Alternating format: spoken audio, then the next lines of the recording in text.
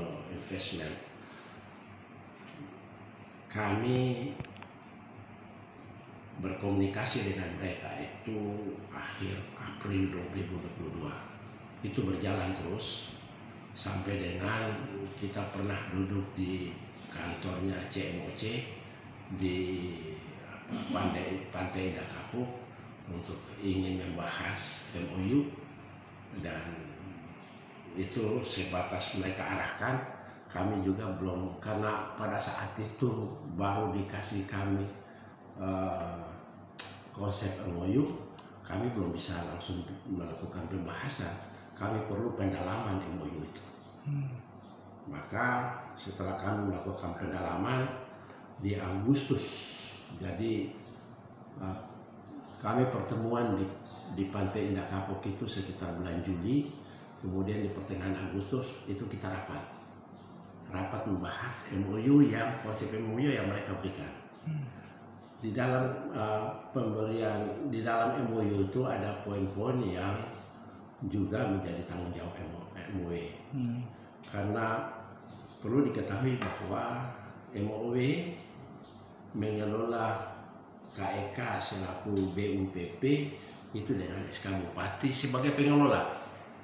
Artinya bahwa karena pengelola kemudian ada SK sewa menyewa, maka kami sebatas sewa menyewa. Kami tidak mungkin lahan di KEK kami jual. Gitu.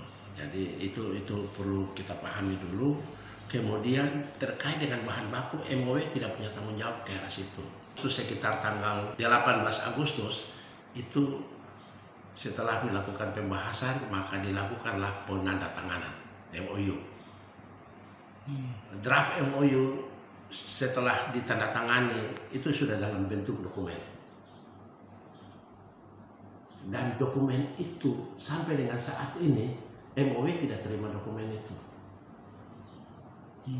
Kami putus komunikasi langsung dengan Sino. Kami berusaha kontak dengan Ibu Adriana, tapi kami cuma dijanjikan. Gitu. Kemudian di dalam dokumen MOU itu ada satu yang menjadi tanggung jawab MOU, misalnya seperti saham sekian persen. Kami tidak punya dana sebesar yang bila dibandingkan dengan presentasi dengan modal usaha, itu MOU tidak punya dana sebesar itu. Maka kami buat surat pernyataan bahwa manakala ada hal-hal yang menyangkut dana atau anggaran yang dibutuhkan, kami itu bukan tanggung jawab MOU. Kami buat, dan 22 dokumen itu tidak sampai ke MOU. Kami berusaha untuk berkomunikasi terus, tetapi ya kami putus komunikasi. Jadi Ibu Adriana ini cuma sebatas komunikasi dengan pemerintah daerah, mungkin juga dengan pemerintah provinsi, kami tidak tahu. Tapi kalau dengan pemerintah daerah, ya. Jadi kalau mereka tidak datang berkomunikasi dengan kita, kan kita tidak tahu. Gitu. Karena untuk masuk di dalam kawasan juga ada syarat-syarat. Gitu. Artinya kalau memang ada mereka datangkan investor, ya syarat-syarat itu harus dipenuhi, karena syarat-syarat itu akan terdaftar juga di Sekretariat Dewan Nasional. Jadi sejauh ini sebenarnya progres yang ditawarkan Sino sendiri seperti apa? Kan dulu kan pernah ditawarkan bahwa akan mendatangkan investor, ya, memfasilitasi datanya investor oleh PT Sino sendiri. Ya, MOU saja tidak ada kok. Kami sudah tanda tangan dokumen MOU, Memorandum of Understanding, yang ditandatangani tanggal 18 oleh 3 pihak.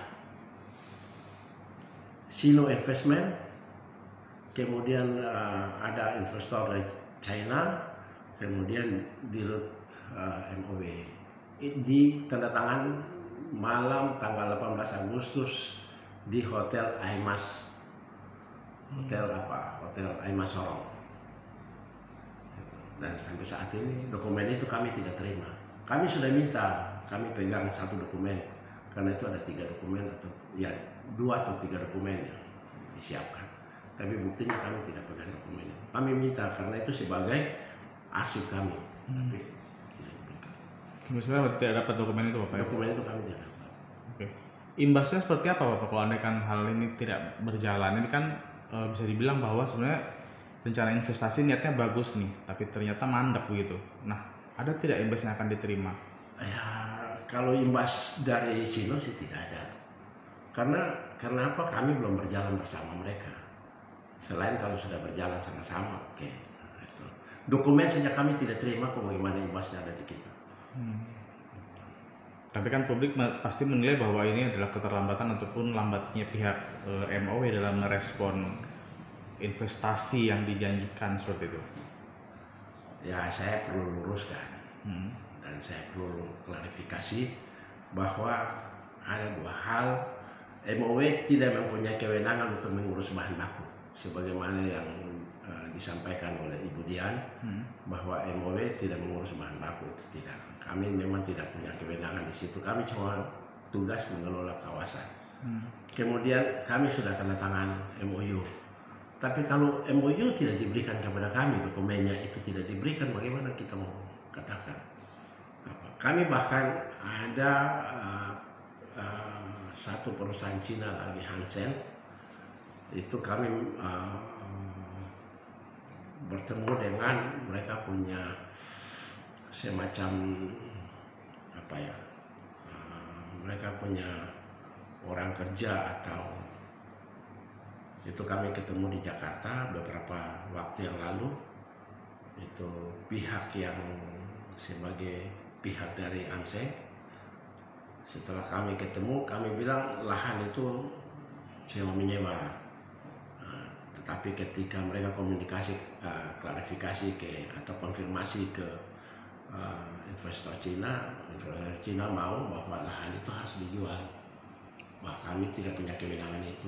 Dijual hak milik daripada perusahaan sana ya? Kalau sudah dijual kan berarti hak milik perusahaan. Sementara di dalam kawasan KIK sendiri sudah ada beberapa luas lahan yang menjadi sertifikat dan itu merupakan aset daerah. Maka itu kami tidak punya kewenangan itu.